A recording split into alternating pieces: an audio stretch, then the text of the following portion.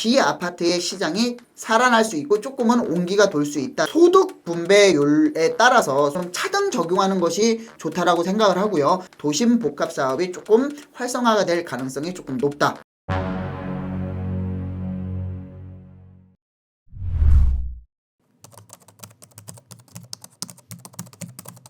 안녕하세요. 반갑습니다. 이충민입니다.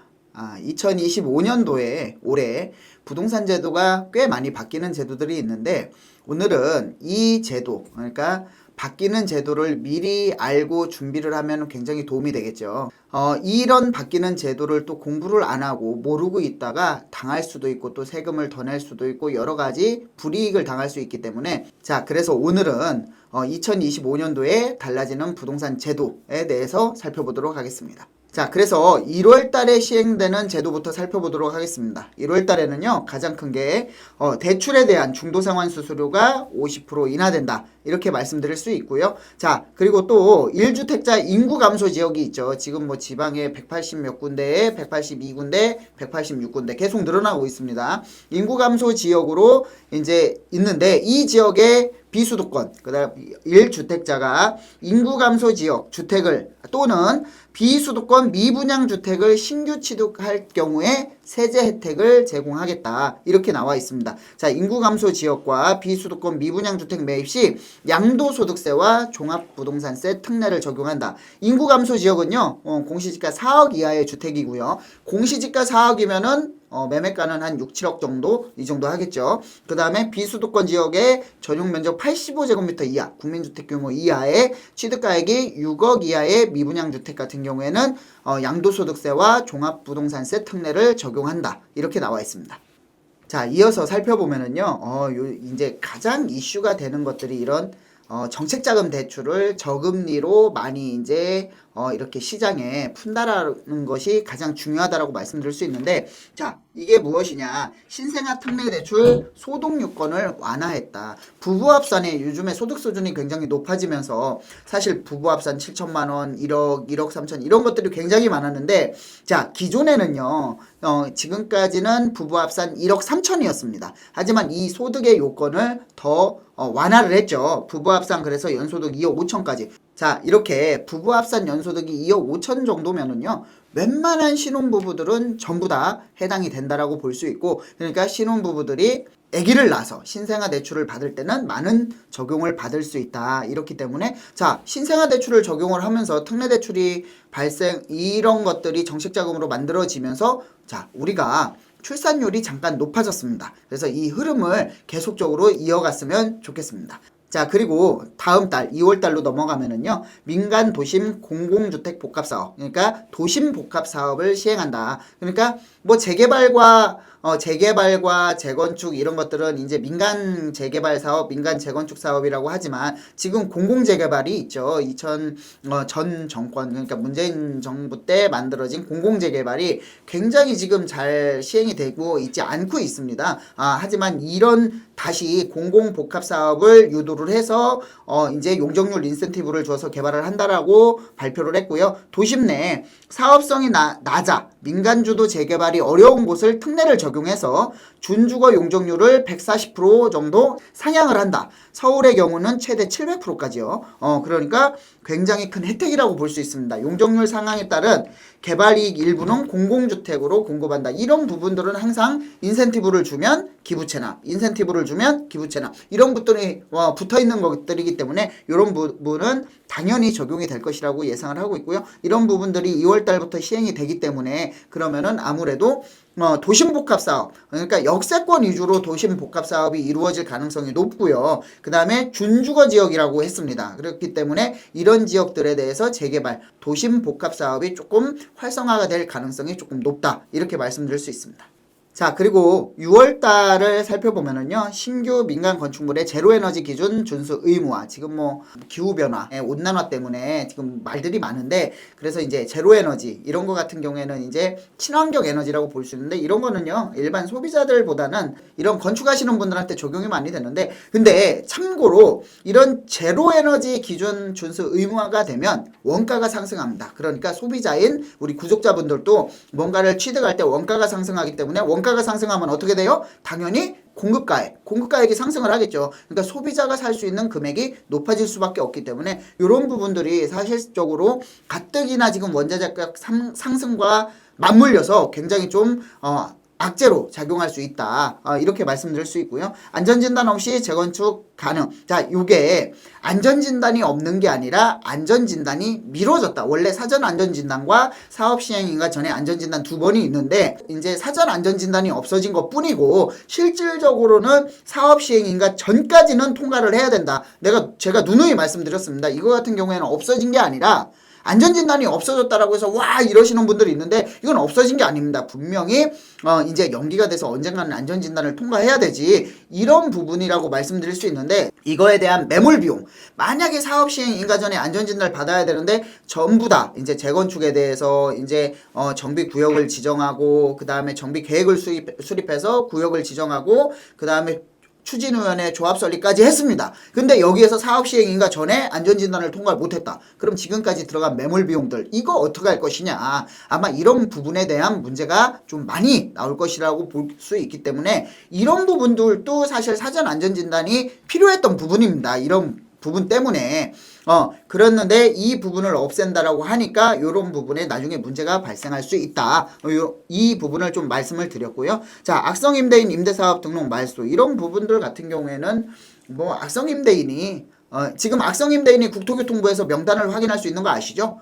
그러면 거기에 들어가면은 악성 임대인들이 대부분 임대사업자, 주택을 여러 채를 보유하고 임대사업을 하기 때문에 그런 혜택을 아예 삭제를 하고 임대사업자 등록을 말소를 하겠다. 이렇게 나와 있습니다.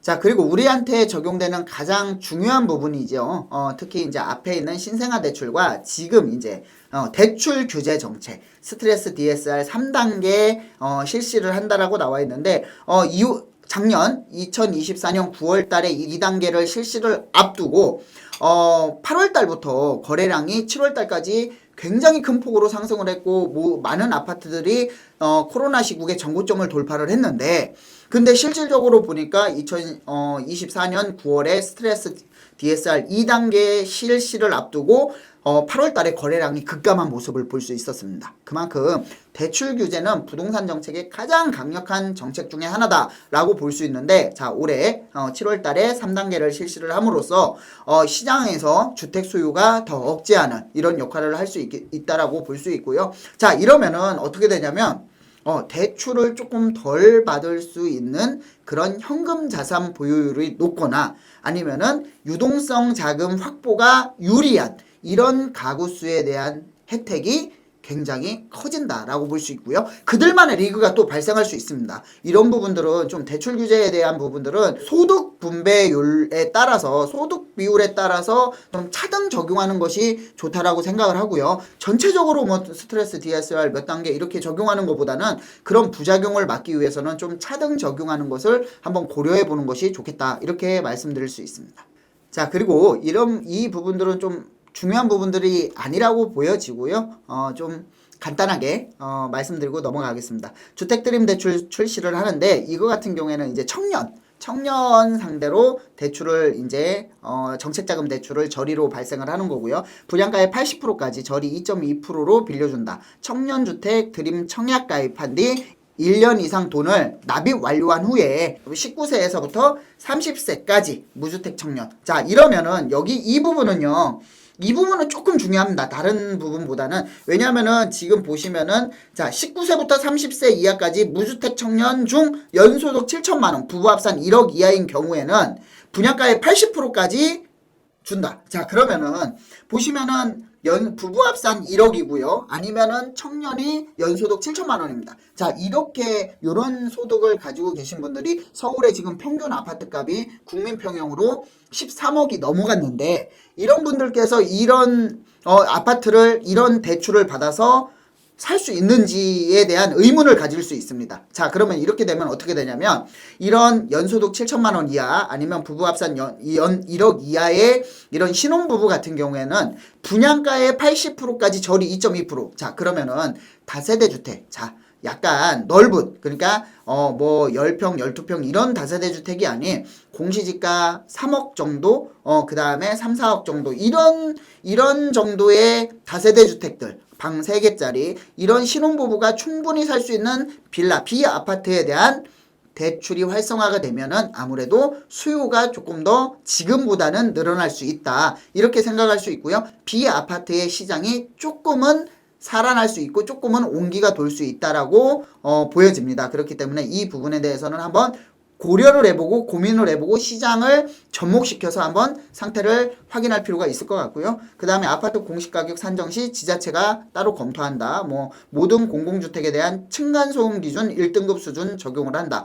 층간소음 문제가 많은데 이런 부분들은 적용을 하는 게 맞습니다. 하지만 모든 법 기준이 강화가 되면 당연히 원가는 상승을 하겠죠. 아까 말씀드린 것처럼 제로에너지와 그 다음에 층간소음제와 이런 부분들이 이제 원가 상승의 견인차 역할을 한다라고 말씀드릴 수 있고요. 그 다음에 상반기까지 입주 예정인 수도권 신축 분양단지의 경우 디딤줄 대출 후치 담보 가능해진다. 이렇게 자, 그리고 마지막으로 살펴볼 것은 상생 임대인 제도 연장, 직전 계약 대비 임대료를 5% 이하로 인상하는 경우에는 좀 혜택을 주는 거죠. 그렇게 큰 혜택이라고 볼 수는 없는데 조정 대상 지역 내 주택에 대한 1세대 1주택 비과세 및 장기 보유 특별공제 적용 시 실거주 2년을 면제해 준다. 그리고 착한 임대인 제도를 연장해 줄 것이고 주택임대차 신고제, 지금 신고제를 하고 있죠. 임대차 3법에 따라서 이제 신고제 계도기간 연장 및 과태료를 완화해 주겠다. 그 다음에 다주택자 양도소득세 중과 배제 및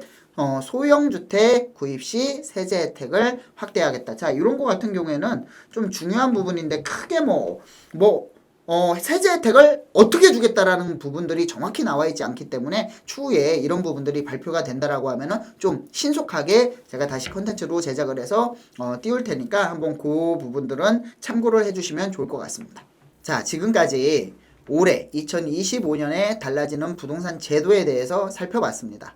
큰 틀에서 좀 살펴봤고요. 자세한 내용들이나 바뀔 때, 그때그때 시행이 될 때는 다시 컨텐츠로 촬영할 예정에 있습니다. 자, 달라지는 제도를 정확하게 숙지를 하고 내가 공부를 해서 나한테 적용하는 부분을 완벽하게 이해를 하고 그 시장에 적용을 한다면 분명히 시장을 이기는 투자자가 될 수 있을 겁니다. 부동산 참여자가 될 수 있을 거고요. 그렇기 때문에 이 부분에 대해서 좀 꼼꼼하게 체크를 해보시기 바랍니다. 자, 오늘은 이것으로 마무리를 하겠습니다. 감사합니다. 시청하시고 부동산 쪽에서 뭐든지 좋습니다. 그래서 궁금하신 부분이 있으면 댓글로 남겨주시면은 현실적으로 컨텐츠를 만들어 가지고 한번 촬영하는 그런 시간을 계속 갖도록 하겠습니다. 오늘은 여기서 마무리하겠습니다. 감사합니다.